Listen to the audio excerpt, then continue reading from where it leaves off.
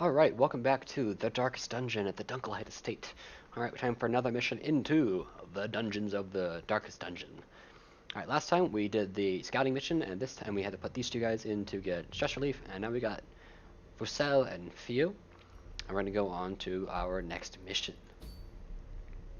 And all we have available is still the ruins, but we have a lot of things we can do this time. So we have a skirmish, where basically the whole thing is going and killing a bunch of people. We have another scout, and we have an explorer, basically the same thing as a scout. Just the rewards are slightly different. Explorer is a medium mission. The longer missions are so much fun, but we're not at a point yet where we can really take a long mission and survive. If we take a long mission, a medium mission, or a long mission, we're just going to people are going to die, and they're going to die hard. So we're not going to go into medium. Like I don't know if you can tell, I'm getting giddy at the idea of being able to do a medium mission this way because the most enjoyable missions in this game are when you get to the medium dungeons and the long dungeons, because just having to, you know, that's when you get down into the inventory management, where you have to really focus on what do you want to take, what don't you want to take, when you're going to camp, how you're going to save your food. You know, that is the best part of the game in my mind, is having to manage everything in the longer dungeons. We also have a medium room battle completion. As much as I really want to do these, we would probably lose at least one person or be so crippled because we could go in, but we would have to retreat. And there are missions where that's worthwhile, where it's worth going into a long dungeon or a medium dungeon and taking in the bare minimum amount of supplies you can carry and just gathering as much loot as fast as you can, and then as soon as you're like, we can't do this anymore, just bailing from the dungeon. And you can totally do that. You lose some of your rewards, you take stress, but it is totally worth it if you can pull out thousands of gold from just, jumping in real quick. But we're going to do either one of these two today. The reward is the same for both of these, so I'm not terribly concerned about doing either. It's just kind of a matter of which one we want to do.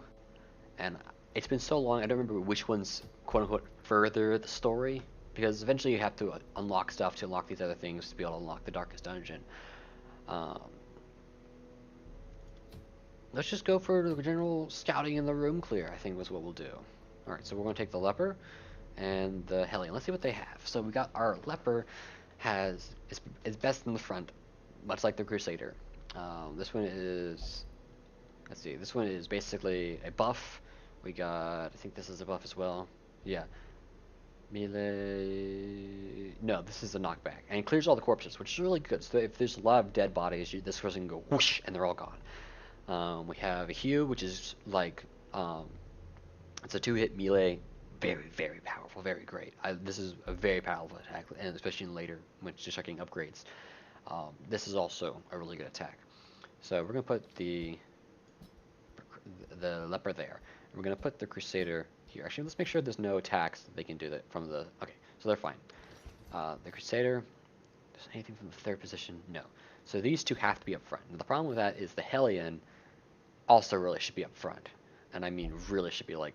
So we have another 2-person attack with the chance to stun. That's amazing. There's also a double hit. There's also a really powerful hit. The Iron Swan is really good because you can hit the person in the back. If there's someone in the back that's, just going and throwing poison and stuff at you, Iron Swan will knock them dead. If it bleeds, it's pretty powerful. It hits people in the middle for bleeding. But Breakthrough. Breakthrough is arguably the best attack combo. You match up Breakthrough with the Highwayman's Grape Shot, and you can decimate the front 3 people in a battle. So being able to do that is impeccably good. The only problem is it brings her to the front, or brings her forward by 1 space. So what we can do is have her be in the back, and she can lunge and kill the 3 people, but she'll move forward 1. And I think there's normally, I don't think we have the ability yet for this guy to move forward 1 spot. I think there's an attack that moves him forward 1 spot.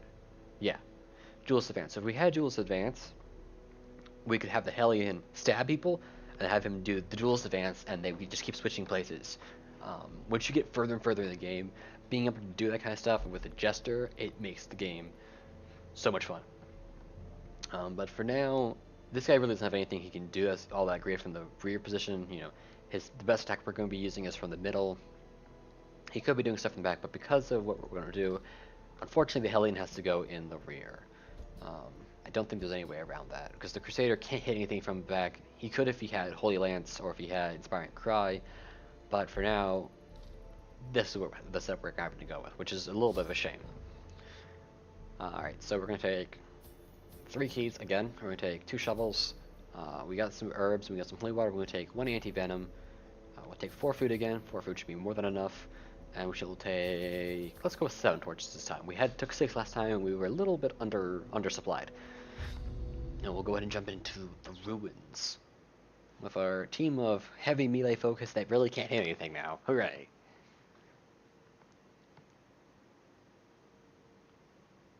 Alright, here we go. Pace out the halls of your Oh boy. once familiar. Now, foreign. Alright, so we got an interesting dungeon layout. Basically, we're going to have to waste time and do backtracking, which means we need to find food, because we can basically the best thing to do is to go down, and then across, and then back up and across. The problem is we're going to have to backtrack both these rooms and hallways, and basically waste time going up here. That is a huge detriment to torches and food, and we didn't bring as much as we probably needed to for that, but onward we go. Alright, now here's the thing. This guy's might kleptomaniac this. We got an urn. I'm pretty sure this is a holy water. Yep, holy water, and we got, look at that, we got gemstones. So we got 500 gold off that, 500 gold off that, and yep, there they are, rubies. These things are, so we already paid for the mission. The mission's been paid for. We could, in theory, we could leave now and the mission would be paid for. Alright, we got books. With books, you can burn them. I don't remember what the debuff is for burning books. There is a penalty if you burn the books, though. But normally it gives you a stat change.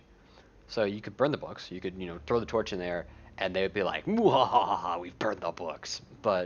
And they would take stress damage, I think. I'm tempted to show it, but because we have so few people, I don't want to show it off. But sometimes they will give you benefits, like this. Or was that bad? No. Okay. So since I thought it was stress fast, or not as the stress was in fasting stress. So since if the stress goes high, he won't eat, which means if you take this guy into a longer dungeon and you stress him out just enough, he'll never have to eat, which is impeccably good in later game. I think this room's empty. Yeah, this room's empty. All right. So we don't need a torch for this. We're gonna hop on in. Got more scouting. This is excellent. Alright, so we have a fight a little ways down, but these rooms look all pretty empty, which is a shame. So we got our shovel. Even the cold stone seems bent on preventing Now, fortunately, because of the way we're going, we don't get that second obstacle, which means we can save that shovel for later. We got some free torches. Very good. And there's a jade in there. That's excellent. Alright, we're going to keep going, and we're going to go into the next room.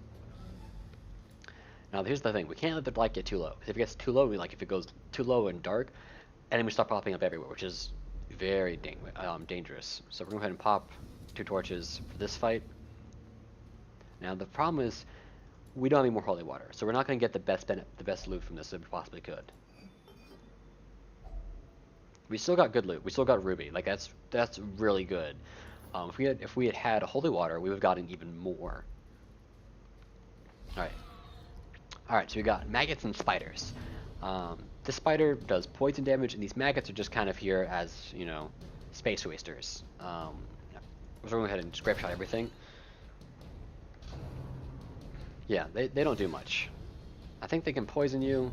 Yeah, Grave Nibble will stress you out and has a chance to stun, but in the grand scheme of things, it's a pretty weak attack. Give them no quarter. And I don't know about the spider, but I think since we brought the spider to the front, it can't actually hit a lot of things. So we're going to do a breakthrough, and one-shot it. Excellent. Now, they do take debuff, so if you use breakthrough too often, they'll start doing almost no damage. But we got some bonus food out of that, which is good, because we're going to need that probably for this dungeon. Got another empty room ahead, which is a shame. we're head to the last room on this hallway. We got this. Now, tell the leper open it. Oh, never mind. He's gonna break in. Yeah. So I don't know. I think this is specifically a new curio. I see the lock, so my first thought is you have to use a key. My second thought is I see broken glass, so you have to use a bandage to prevent yourself from getting bloodied. Fortunately, he's going to take 6 random damage since we can't exactly. And he's going to take even more from that trap. That really hurt. The trap maker's art. Yep. His efficacy unwitnessed by Alright. his own eyes. Yeah, that really hurt. That between the trap and this bleeding, he's going to be in a lot of pain. But we're going to go into this battle, potentially. No, it's an empty room. So this entire hallway was empty, and basically a waste of our time. But we had to go this way in order to clear the dungeon. So, back we go.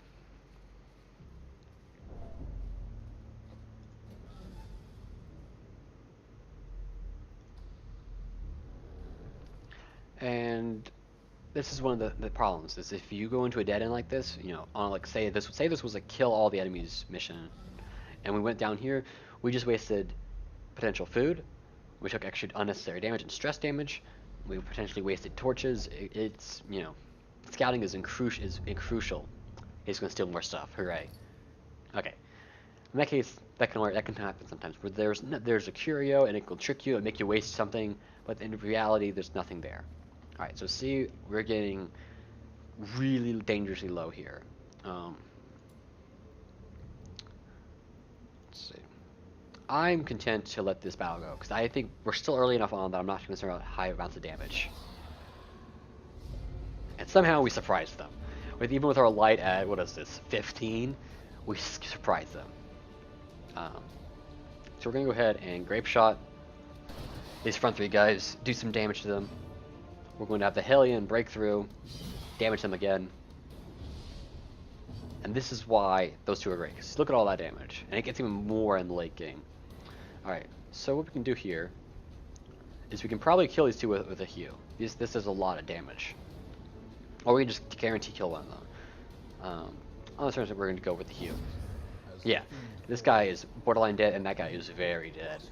So we're just going to go ahead and smite them. So yeah, we got to kill 2 of them before they even got a chance to hit us. The problem is we have stress incoming. And we're going to take more since there's darkness. Yeah, he's already 66 stress. That's painful. We're going to move her backwards, basically. Did she only go forward? Oh, we can't move backwards. That's a real shame. Okay, so, I'm going to go ahead and give herself a buff. So she'll do more damage next time. But we can't really have her jump forward because then the leper is useless. And we're going to have him. Let's go for a shot against you. Alright, he's near death. That's pretty good. We have another stress into condition. Our leper is getting really, really stressed. And you see that knocked out all of our torch.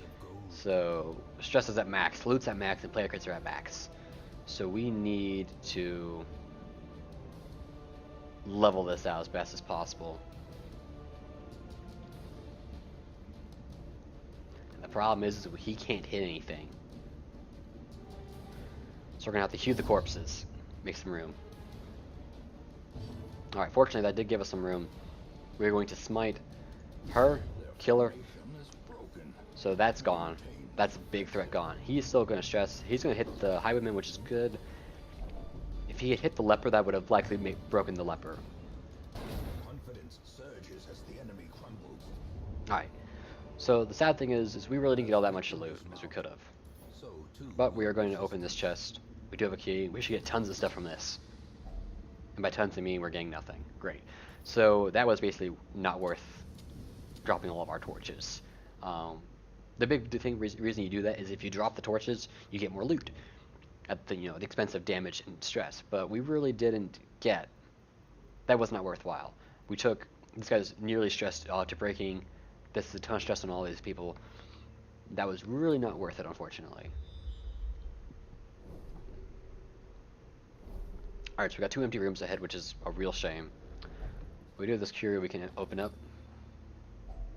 We got some torches and some gold, so I made it up a little bit. Otherworldly corruption. Otherworldly corruption. Alright, and onward, we're gonna go onwards. This fight is probably going to be just some maggots or something weak, so I'm not too concerned about, you know, running right into it. It's just 2 skeletons. They're not that big of a threat. Unfortunately, he's in the back. So we're just gonna shoot. And you're going to heal. And 1 shot. That's why the leper's great. Does a lot of damage. That actually did help us stress a little bit, but not enough. He might stress himself out just from the end of this. Alright. The Iron Maiden. I don't remember if it's bandages? Anti-venom? I think we're going to try anti-venom. Nope. So let's waste it for anti-venom. It's probably the bandages. Yeah. Claustrophobia. So, he actually didn't take any stress damage from that, but he got claustrophobia, which is fear of enclosed spaces. I'm not quite sure what effects I have on the game, but I think it just makes it like if you're inside like the ruins, you take more stress damage. Also, this little icon, I'm pretty sure that means it's more heavily entrenched in his mind now, so it takes more effort to remove it. Maybe not even removable at all. So yeah, this is definitely the bandages. You bandage yourself up so that you put yourself in and the spikes don't hit you, I'm pretty sure. You know, things like the Iron Maiden are high risk, but typically the reward is worthwhile. So we actually have a very empty dungeon here. We had 3 fights. We had this room fight, and then the fight with the spiders and the fight with the skeletons. So all in all, this is a very, very easy dungeon. Go ahead and eat, and we're just going to clear this thing and go back to camp. This was all in all about as light of a dungeon as we could get. We're going to continue because we want to get this last curio. Yeah, that didn't go well. Carelessness will find no clemency in this place. Yeah. Since this is the last, we're going to go ahead and turn off our torch. Yep. Darkness closes in. See what kind of cool stuff we get in here. Nope, he's infected. Oh well. That's not gonna happen. So all in all, not the most impressive dungeon. There was you know, we didn't fill up our inventory. This is one of those dungeons where it is potentially possible to spend more on a dungeon than it's worth. We're going to get our money back though.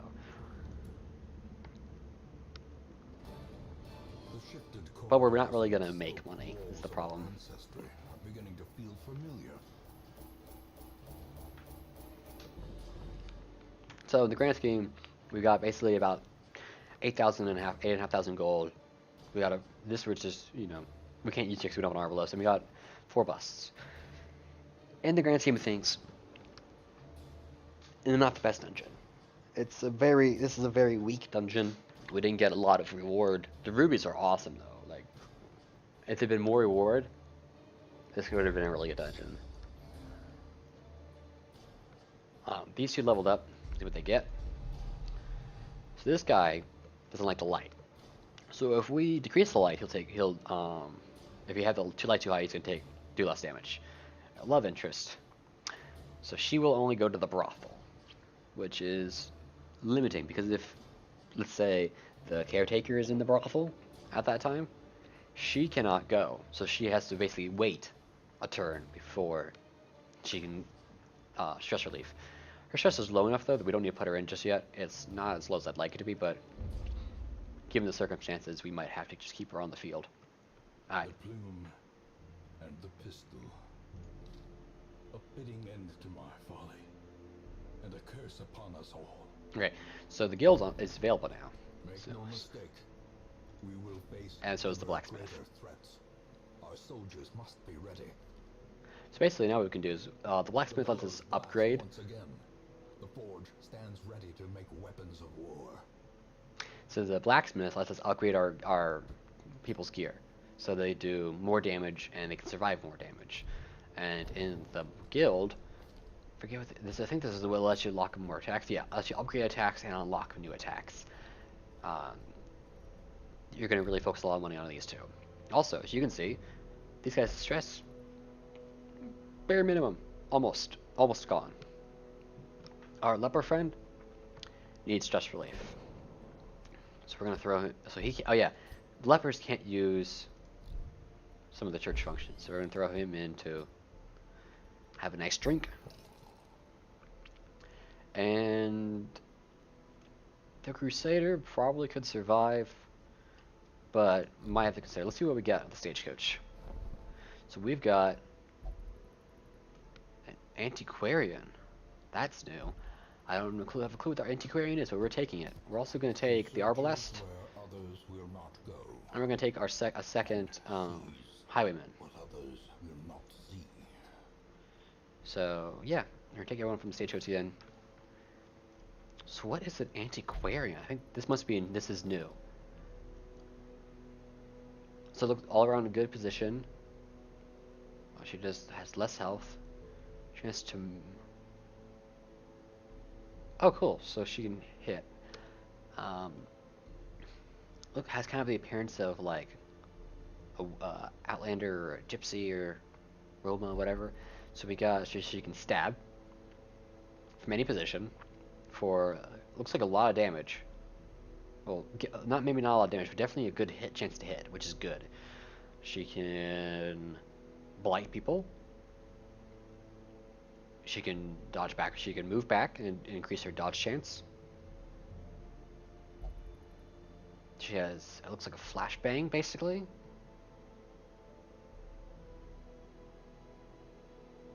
Yeah, I think this is a flashbang, basically. She can do some light healing. She can do dodge increase. Yes, I don't know if that's a self thing or if it's for the party. And she can do a guard. And her health is not all that terribly impressive. So what appears to be is the Antiquarian is a light damage buffing character, similar to like a Festival or a Jester, where they can do damage, but their primary thing is maneuvering and buffing people. So this I'll have to test this out. I never had an Antiquarian before. This is new, so this will be an interesting thing to play around with. I wonder if they changed the Arbalest at all. No, the Arbalest is still the same. The Arbalest is basically put them in the back, have them shoot everything. Although this is new. A Rallying Flare. Interesting. That is new. Okay. So I guess there's more than just a few new things. Yeah. So, okay, so that's interesting. He's got stress relief. We got 3 new people. This has a similar thing to the XCOM where you want to level up all your people sort of at the same time. You aren't going to necessarily have an A team and a B team because you got the mix and match depending on the mission you're going on and depending on how you want to play. But it kind of boils down to just how you're going to play. But I think that's it for this episode. Come back next time and we'll delve even further into the Darkest Dungeon.